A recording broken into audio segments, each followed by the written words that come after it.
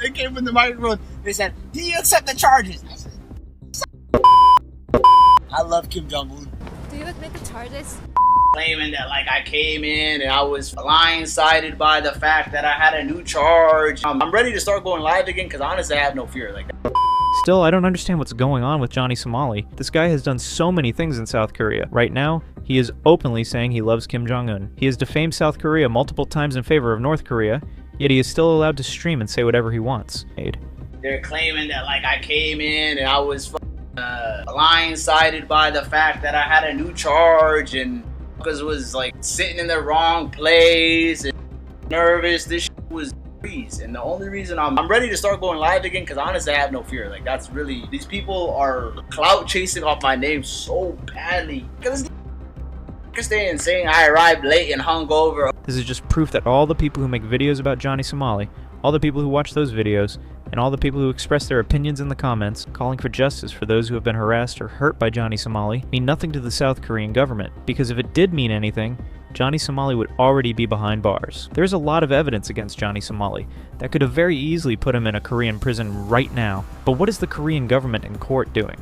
They keep pushing Johnny's trial date further and further back. Guys, mark my words. If you someday find out that Johnny Somali has escaped to another country like the United States, North Korea, or somewhere else, do not be shocked. Because from what I'm seeing, with how South Korea is neglecting Johnny Somali's case, it is guaranteed to happen. Let me know in the comments if you think I'm right, and also share your opinion on what you think about this. Now let's get back to the point. The way Johnny Somali is behaving, fearless, without any fear of being imprisoned or jailed, indicates that deep inside, he knows Korea might not be able to do anything to him. I've said this many times. You can clearly see that Johnny Somali always targets two of the most powerful people in the world right now, Donald Trump.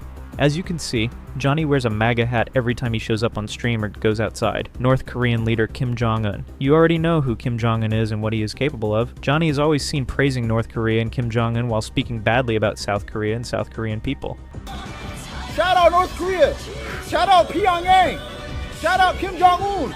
That's my till the day I die! South Korea. Until Kim Jong-un nuked this shit.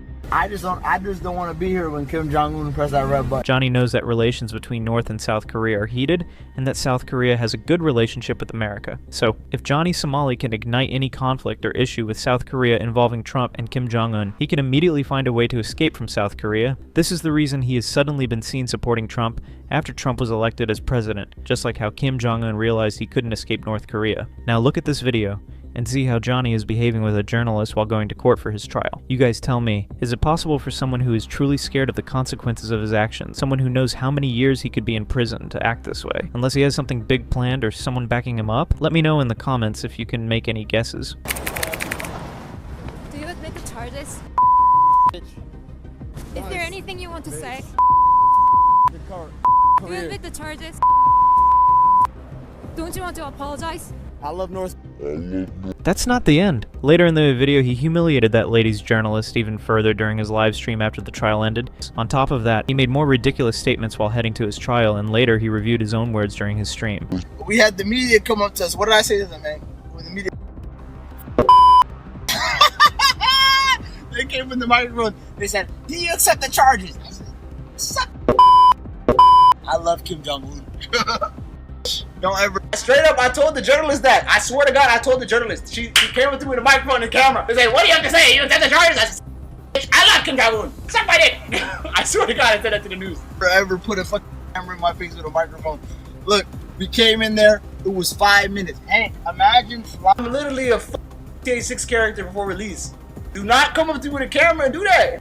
The fuck? Who gave you the permission? I might be cooked. I might be catching a another national security for that one. Did you see that? The way he is casually saying he might get another national security violation charge with a big smile on his face clearly shows that Johnny doesn't care about anything. He knows deep inside that South Korea can't do anything to him. It's been 4 to 5 months and he's still in South Korea, humiliating Koreans every day, yet they haven't even locked him up for a single day. So, Johnny smiling and not caring about the consequences of all these charges isn't shocking to me anymore. Even I know at this point that Korea can do nothing to Johnny Somali. That was maybe I'm not gonna lie, that maybe was a misstep, guys. Maybe was a misstep. Since his trial will take place in April, I believe that repeatedly disrespecting South Korea should be treated seriously. If someone insults South Korea or says something that harms the country's reputation, it cannot be taken lightly. South Korean law is very strict about this.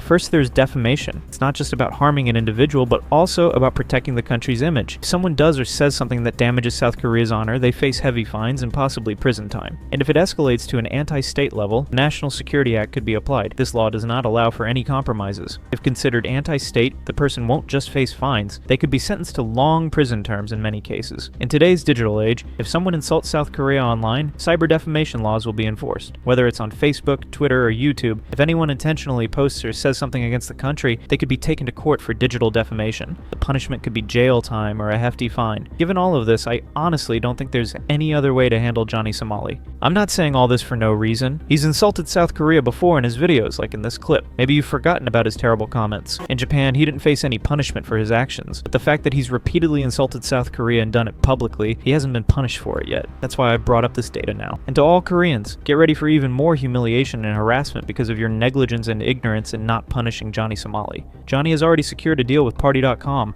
where they are paying him $4,000, but he demanded $10,000 per month. He even said that if he gets $10,000, he will invest all the money into Party.com's streaming content. And we all know what kind of content Johnny makes. It's obvious that he will continue to harass people. Like 2-3K, right? And I told them I need 10. That's what I said. Straight up, I told them I need 10. 10K, that's what I told them. They gave Summer Nick 4K? They gave Summer Nick 4K? Yeah. So I'm telling them, me saying I need 10 is fair, right? More than fair. Bro, if I go live on Party, wallahi, and I'm live, you guys see me going crazy like I used to in Korea and Japan or wherever, in Israel, bro. 10, if they send me 10 a month, that's the whole stream budget. Guys, I don't spend no money on me.